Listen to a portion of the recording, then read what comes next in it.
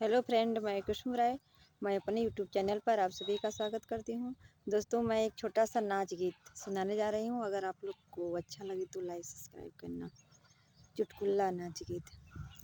लड़कैया ना छूटे तो हार बाल माँ, लड़कैया ना छूटे तो हार बाल माँ। जब देखूं तब थाड़े है बाग में, जब देखूं तब थाड़े है बाग में। गुथे मालिन का गाजरवा हमार बाल माँ, गुथे मालिन का गाजरवा हमार बाल माँ। लड़कैया ना छूटे तो हार बाल माँ, लड़कैया ना छूटे तो हार बाल माँ।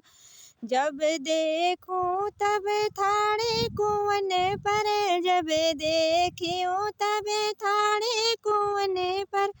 भरयान का घड़ी लवा हमार बाल माँ, भरयान का घड़ी लवा हमार बाल माँ। लड़कैया ना छूटे तो हार बाल माँ, लड़कैया ना छूटे तो हार बाल माँ। जब देखूं तब थाड़े महल में, जब देखूं तब थाड़े महल में। झाके आन का गुजरिया हमार बाल माँ, झाके आन का मेहरिया हमार बाल माँ। लड़कैया ना छूटे तो हार बाल माँ, लड़कैया ना छूटे तो हार बाल माँ। जब देखूं तब थाड़े सड़क पे, जब देखूं तब थाड़े सड़क पे।